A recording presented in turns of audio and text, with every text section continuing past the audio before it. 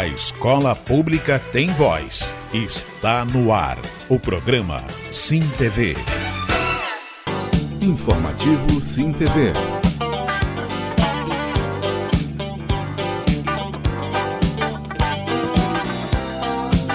Bom dia, telespectadores do programa Sim TV. Hoje é sábado, 28 de março de 2015. Este programa é uma produção do Sindicato dos Trabalhadores do Ensino Público, Sintep, subsede de Cuiabá. E vamos às informações da Rede Municipal de Ensino. Concurso público.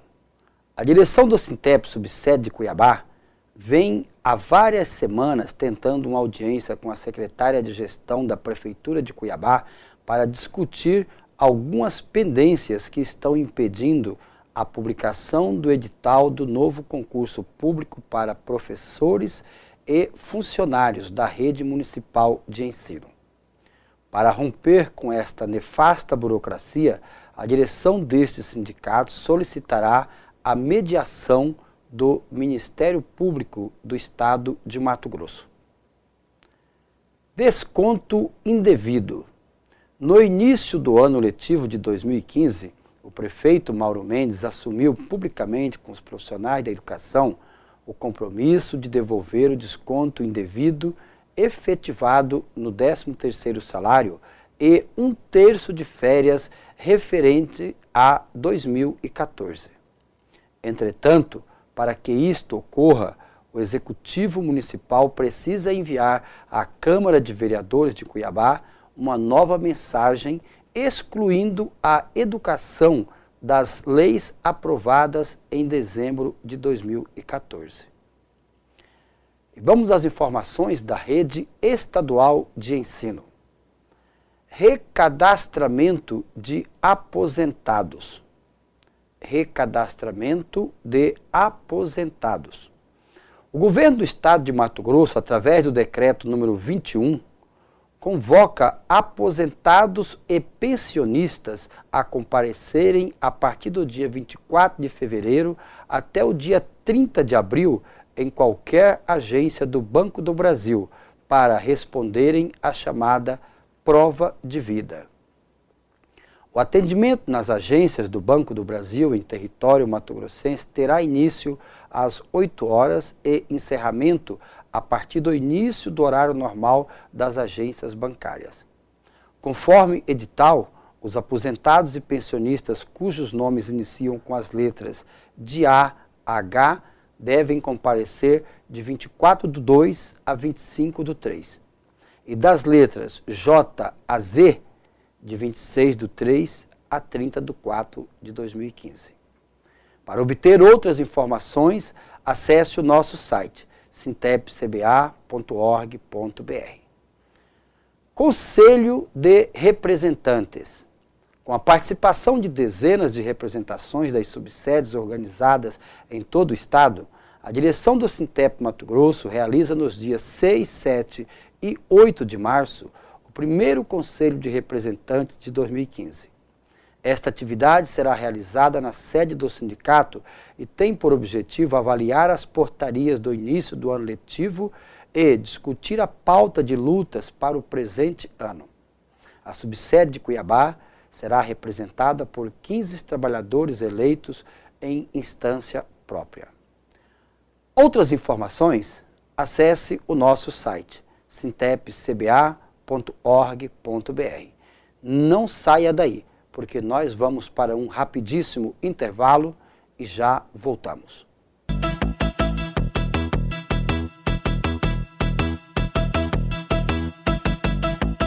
Você se lembra dos seus sonhos de criança? O que você sonhava ser? Jogador? Soldado? Uma médica? Um modelo? E agora? O que quer ser? Do que você se tornou? Não deixe que as drogas respondam por você. Se oriente. A vida é o maior barato.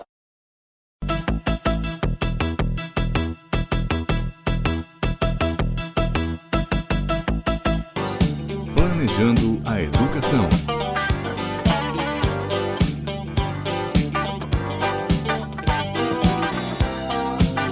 Olá, bom dia. No final da semana passada, a sociedade mato-grossense foi pega de surpresa com a prisão do mega corrupto e ex-deputado José Geraldo Riva. Fato que ganhou a imprensa nacional. No programa de hoje, nós vamos conversar sobre este assunto com o Dr. Wilson Neri, coordenador do Movimento de Combate à Corrupção Eleitoral em Mato Grosso. Participa desta entrevista a professora Helena Maria Bortolo. Professora Helena, bom dia. É um prazer tê-la no programa Sim TV. Bom dia, Gilson Romeu. Bom dia, Wilson Neri. Bom dia você que está assistindo o programa Sim TV. Dr. Wilson Neri, prisão de José Geraldo Riva. Um fato aguardado há muitos anos pela sociedade mato-grossense. Mas qual é o caráter desta prisão? Bom dia. Bom dia, professor Gilson, professora Helena, toda a comunidade. Na verdade, esta prisão que foi decretada pelo juízo da Vara do Crime Organizado, ela tem natureza de prisão cautelar. É aquela prisão, professor Gilson, que o juiz decreta antes ou durante o processo, exatamente para preservar a rigidez do processo. É quando o acusado vem ameaçando testemunha, quando ele pode destruir algum tipo de prova, ou seja, ele pode prejudicar de fato a instrução processual. Então, por essa razão, e apenas então somente por essa razão, para que ele não prejudique o processo, é que ele foi preso e, inclusive, essa razão foi mantida pelo próprio Tribunal de Justiça, que já apreciou um pedido de habeas corpus e manteve a prisão cautelar. A Operação Imperador sugere o quê? Bem lembrado, professora Helena. Essa operação do GAECO, da Polícia do Estado, ela foi ampla e ela, na verdade, se deu com base em provas que já vieram de outras operações policiais, inclusive da Polícia Federal. Alguns elementos ali foram utilizados. Mas, de todo modo, a operação do GAECO teve esse nome de Imperador, muito provavelmente porque o alvo, e agora réu, e réu também em ação de improbidade, pelo mesmo fato, e isso é até bacana a gente deixar claro para a sociedade, que um mesmo fato pode ter repercussão na área civil, que é a improbidade administrativa, que dá perda do patrimônio usufruído e dá, inclusive, aquela situação da pessoa ficar impossibilitada, ficar ficha suja mesmo, né? Impossibilitada de disputar a eleição, de contratar com o poder público, enfim, são essas repercussões. E na seara penal, a repercussão qual é? Também tem o perdimento de bens que foram obtidos ilicitamente, mas também da cadeia, como é o caso. E reinava em Mato Grosso uma pessoa acima do bem e do mal, que era o agora réu José Geraldo Riva, que tinha uma fatia importante do judiciário que lhe dava continência, tinha uma fatia importante do Tribunal de Contas que também lhe prestava homenagens, havia parte do Ministério Público que temia, inclusive, de acionar com todo vigor, não só o Riva, mas outras figuras da vida pública do Estado, e aí esse temor se dava exatamente em razão dessa coisa imperial, desse império que ele manteve, né, de relações promíscuas em que o Estado estava a seu serviço. Então, muito bem pensado, bem bolado, como diria, né, dá o nome dessa operação de Operação Imperador, porque o Império caiu. E eu torço para que um outro tão ruim quanto esse não nasça ao longo do tempo em substituição. Durante 20 anos, José Geraldo Riva tripudiou até sobre a Justiça de Mato Grosso. Foi preso somente depois do término do seu mandato. Mas ele poderia ter sido sentenciado mesmo em pleno exercício do mandato? Poderia, professor. Não haveria problema nenhum. Ocorre que a cúpula do Tribunal de Justiça do Estado, ela é composta por 30 desembargadores. Eu quero só recuperar rapidamente que vários deles foram sancionados pelo Conselho Nacional de Justiça, cuja sanção foi mantida, inclusive, pelo Supremo Tribunal Federal. Meia dúzia deles. Então eu posso dizer sem o menor problema, com toda a tranquilidade, que pelo menos 1/5 do pleno do Tribunal de Justiça do Estado, da cúpula, dos desembargadores, mantinham uma relação muito próxima com o réu. A toda evidência, foi muito desleixado em cumprir o seu papel, a cúpula do Tribunal de Justiça, do Poder Judiciário do Estado de Mato Grosso, que poderia ter livrado a sociedade dos problemas que tem hoje. Se a gente for verificar a questão do VLT, que é uma obra que a gente não sabe quando é que vai acabar, se vai acabar e qual é a importância e a utilidade que vai ter. Sabemos apenas que 1.470 bilhões é um dinheiro que já está vinculado, que já vai para o lixo, vai para o ralo e a gente não vai saber, não vai ter utilidade nenhuma. E isso em decorrência da má atuação dessa figura que agora está lá na cadeia. E o tribunal poderia tranquilamente, porque havia lá pelo menos uns 10 processos já instruídos, processos penais. Né? Mas e a questão da imunidade parlamentar? Veja só, a imunidade, ela diz que você vai você vai ser processado num âmbito específico, no chamado foro privilegiado. Então, por exemplo, um prefeito que comete uma infração, desvia um recurso federal, ele vai ser julgado pelo Tribunal Regional Federal. Se esse prefeito desvia um recurso do Estado, ele é sancionado, processado pelo Tribunal de Justiça. Deputado é a mesma coisa, tem a mesma situação do prefeito. Mas não precisa da autorização da Assembleia, no caso? No caso do deputado Riva, já havia sido superado esse óbice, já havia pelo menos uma dezena de processos instruídos, prontos já para a sentença. Ou seja, o Tribunal de Justiça, a cúpula, não agiu a tempo porque não quis, ou porque as forças ruins imperaram durante um determinado tempo naquela casa. E ao que a gente vê agora, com a denegação do habeas corpus, essas forças estão mais fracas. Na sua avaliação, Wilson Neri, a prisão do ex-deputado Riva foi coincidência com a matéria veiculada numa emissora de televisão no domingo? A decisão do juiz, de uma juíza, no caso, da magistrada, de fazer a prisão, ela foi anterior, inclusive, à questão da reportagem. Então, pode ter algum tipo de influência na questão da opinião pública, mas o juiz, ele decide com aquilo que está no processo, com o que está nos autos, né?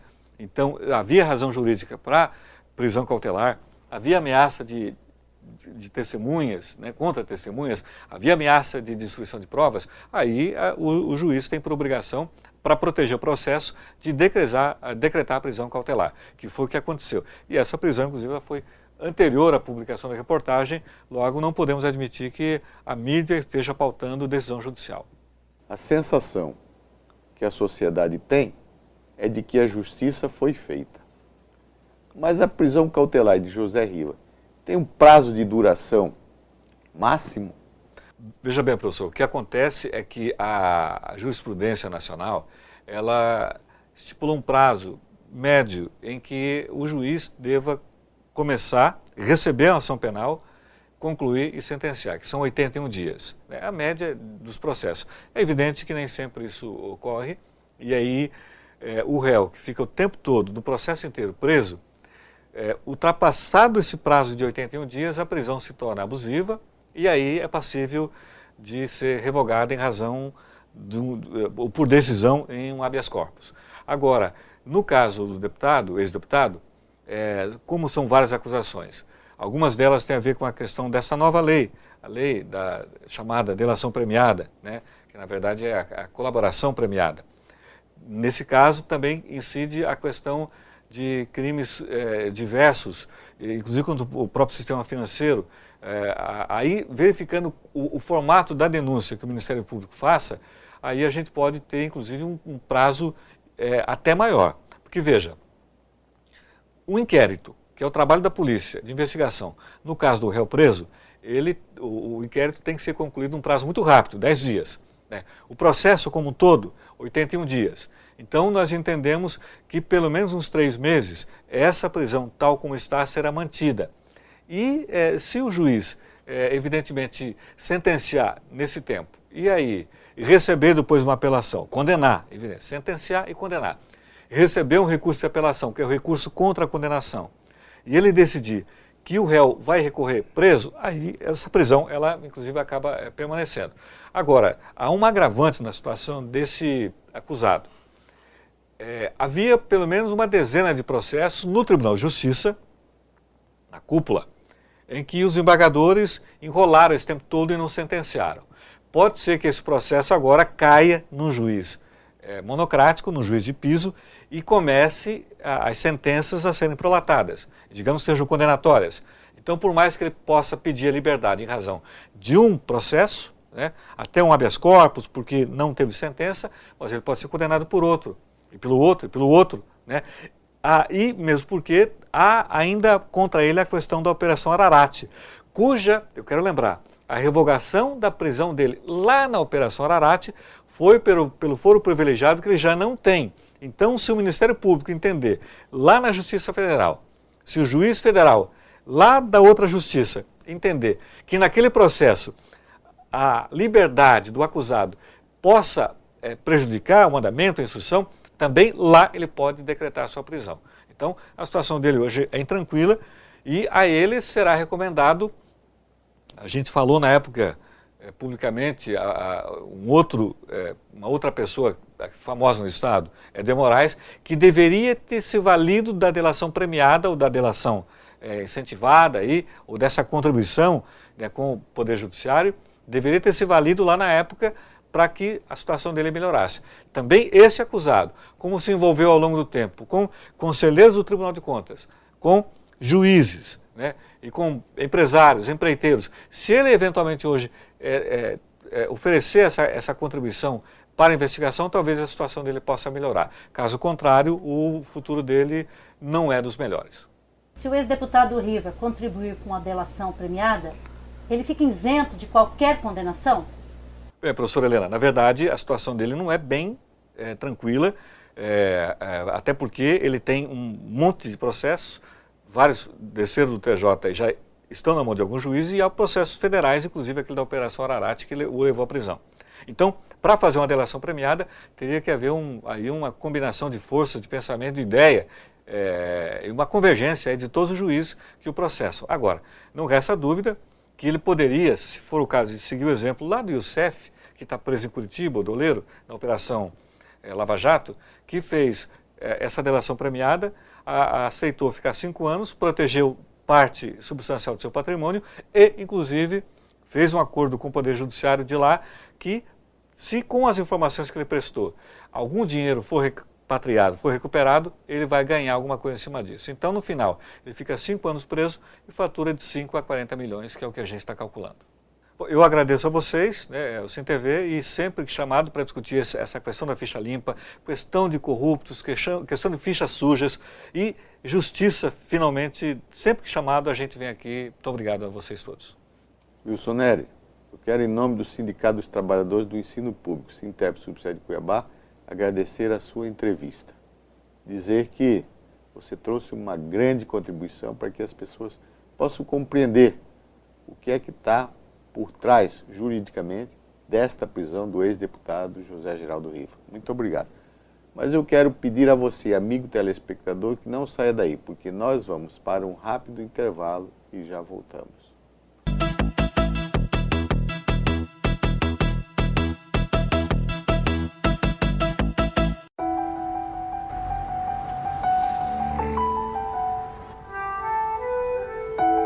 No Brasil, milhões de crianças abandonam as escolas para trabalhar nas ruas. Muitas vezes, obrigadas pela própria família ou por exploradores. Algumas adoecem e até morrem. Trabalho infantil não é legal. Uma campanha do Ministério Público do Trabalho.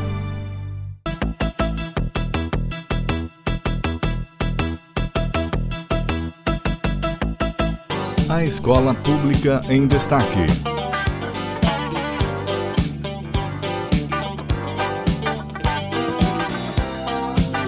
Bom dia, trabalhadores da educação. Falo hoje sobre um importante papel que é cumprido pela assessoria jurídica do Sintep subsede de Cuiabá. Trata-se da defesa do sindicalizado quando acontece algum tipo de perseguição, inclusive a perseguição política. Nós temos acompanhados vários processos administrativos disciplinares, tanto na rede pública do Estado, quanto na rede pública do município. Em um deles, chegamos a conclusões importantes que passo a relatar a todos os nossos sindicalizados e sindicalizadas. Trata-se, em relação à rede municipal, de que a sindicância administrativa, aquele instrumento de preparação para o processo administrativo disciplinar, quando tem a função de punição e não meramente de investigação, tem que haver necessariamente a ampla defesa e o contraditório do servidor. Isso nós estamos falando para que todos fiquem atentos e repetimos, a sindicância administrativa, quando chegar, por exemplo, a uma conclusão de punição, seja pela repreensão, seja pela advertência, necessariamente, no decorrer dessa sindicância, tem que ter havido a possibilidade da ampla defesa e do contraditório pelo servidor, apresentando defesa prévia, apresentando testemunhas, apresentando provas, inclusive alegações finais.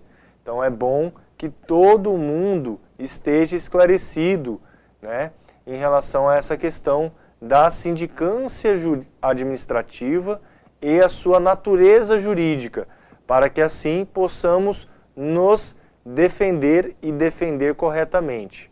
Você, caro servidor, que esteja passando essa situação ou na iminência de passar essa situação e está aí na sua casa com algumas dúvidas e preocupações, nós nos colocamos à disposição.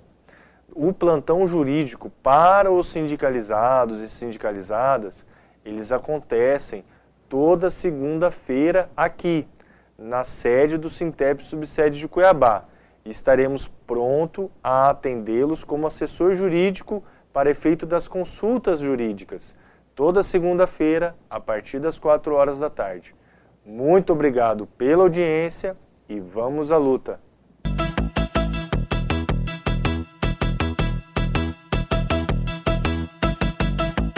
Você se lembra dos seus sonhos de criança? O que você sonhava ser? Jogador? Soldado? Uma médica? Um modelo? E agora? O que quer ser? No que você se tornou? Não deixe que as drogas respondam por você. Se oriente. A vida é o maior barato.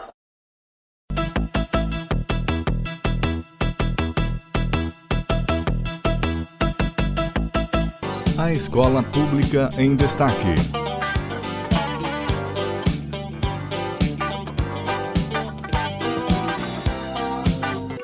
Olá, bom dia. Os alunos do Centro Municipal de Educação Infantil Leonel Brizola, localizado no bairro Liberdade, têm por praxe confeccionar seus próprios brinquedos.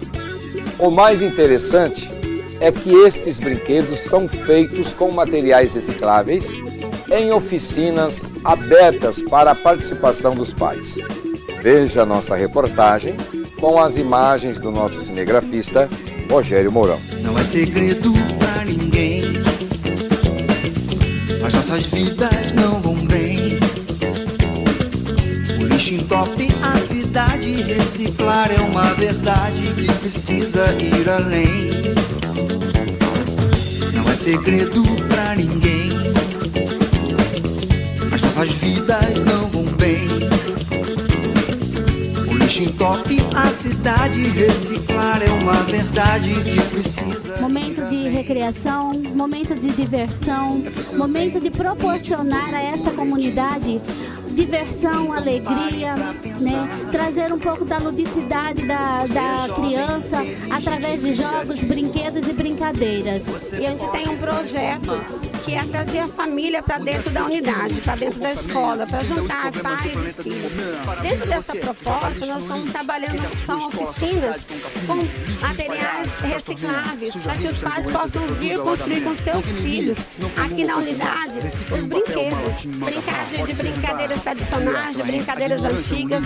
Vamos ter vários brinquedos construídos com as profissionais que estão engajadas no projeto. Todo o CMEI Leonel Brizola estão engajadas nesse projeto. Todas as salas trabalharam essa semana somente os brinquedos recicláveis. As lembrancinhas que foram confeccionadas para as crianças foram todos com materiais recicláveis, com caixas de leite, caixa de suco, garrafas PET, vários tipos de lembranças de modelos diferentes foram construídos e saíram daqui maravilhosos trabalhos essa semana. Junto conosco temos a Igreja Sara Nossa Terra aqui do bairro, que também entrou com esse projeto de solidariedade, de entrega de brinquedos, e vamos ter hoje várias atrações. Teatro, dança, entrega de brinquedos, cachorro-quente, pipoca, algodão doce. A apresentação, uma banda daqui de filhos de funcionários do CEMEI vão estar cantando hoje aqui. E no mais é proporcionar um momento de alegria, uma manhã bem alegre mesmo para as crianças hoje aqui do CEMEI Leonel Brizola e a comunidade do bairro.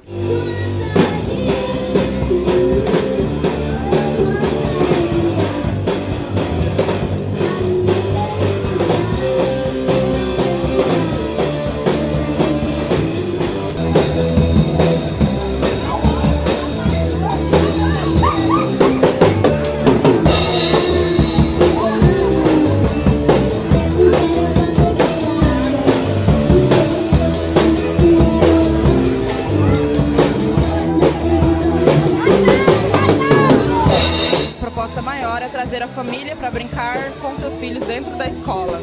É muito bom, assim, a forma que eles tratam nossas crianças, né? O CEMEI já é desde da criança de 6 meses, né? As outras creches não é. A forma cultural, o desenvolvimento da criança, Matheus desenvolveu muito bem aqui. Olha, muito bom mesmo.